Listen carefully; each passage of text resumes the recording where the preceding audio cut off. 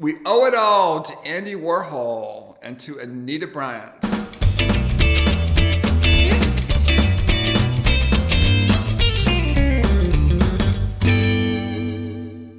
Hello and welcome to the Tour Project. I'm Project Manager Eric Solomon. For this stop on the tour, navigate to 1083 Austin Avenue Northeast, Atlanta, Georgia, 30307. This is the site of the Little Five Points Community Center, which once served as the offices for the Southern Voice newspaper. Southern Voice, or SOVO, was a bi-weekly alternative newspaper for lesbians and gay men with a circulation of 5,000 copies. It was founded in 1988 by Christina Cash and Lee Vander Els. It began as one of the products of the first LGBTQ+ arts consortium, SAME, Southeastern Arts and Media Education, which was a multidisciplinary Atlanta-based gay and lesbian nonprofit arts organization whose mission was to utilize arts for social change and was directed by the late Rebecca Ranson. SAME's offices were located in the Little Five Points Community Center. As Chris Cash, founder of SOVO, remembered in 2020, I launched the newspaper with the help of a few volunteers who were so excited to be a part of history that they worked without pay and without recognition other than their names in the staff box or on a byline. We had little money, only a small corner in the office of a nonprofit arts organization, no fax machine and no telephone number of our own. Somehow, we managed to sell enough ads to just enough brave business owners to cover the printing bill for that first issue on March 1st. I had no idea if we could afford a second issue, but again, and time again, the money showed up. Within 18 months, we had our own office, our own fax machine, and a few staffers were able to be paid. In the October 20th, 1994 issue of the Southern Voice, the offices were listed at 1189 Virginia Avenue Northeast, Atlanta, Georgia, 30306. For Chris Cash, the origins of Southern Voice were deeply personal. Southern Voice began from her personal need, she writes, to take action against the system that deemed her then partner an unfit mother because she was a lesbian. Chris Cash wrote in 2020, "We lost custody of our son in 1987, and it would take 9 years before he returned to us." In 1997, Window Media acquired Southern Voice as well as numerous gay and lesbian newspapers across the country. When Window declared bankruptcy in 2009, Southern Voice officially ceased publishing in late 2010.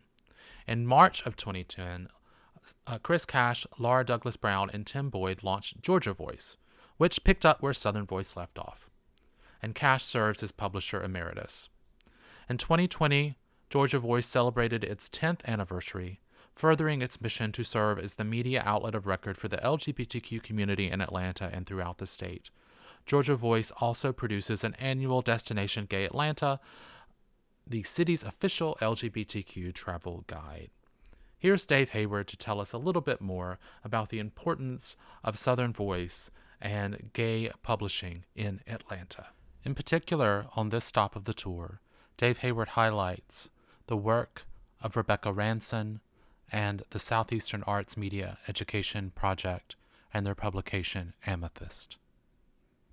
And also was a big spur for us then to create our own media.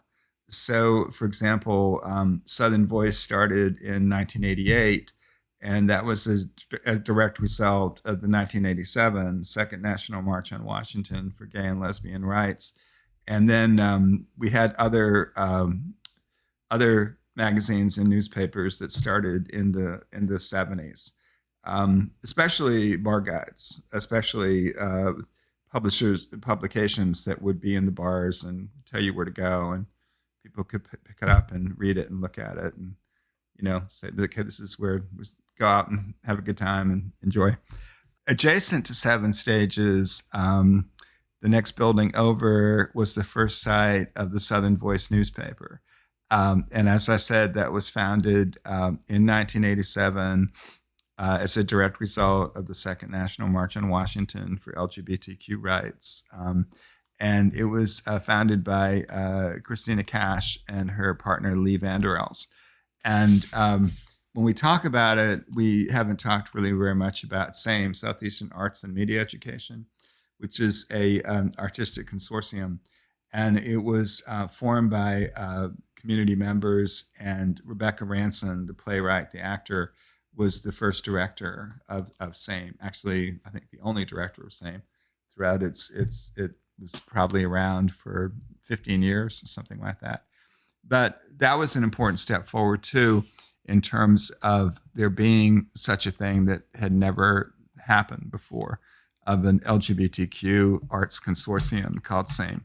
So they produced a periodical, Amethyst, that showcased LGBTQ writers and poets, and then also constantly produced plays. Had show after show after show. They were located at Tulid Bennett Street, that artistic consortium there off of Peachtree Road, going towards Buckhead. They were located there for a while as well, and produced a lot of shows there. And Rebecca, as I said, was commissioned to write a play about AIDS, Higher Ground, that they performed at the Georgia World Congress Center, along with the presentation of the Names Project AIDS Memorial Quilt in 1988. Rebecca passed away several years ago, but she certainly was an incredible agent of change, and artist and playwright and actor, and was a major cultural force here, an openly lesbian woman. Thank you for joining us on this stop of the Tour Project. For more information, visit tourqueeratlanta.org. That's TUOR queeratlanta.org.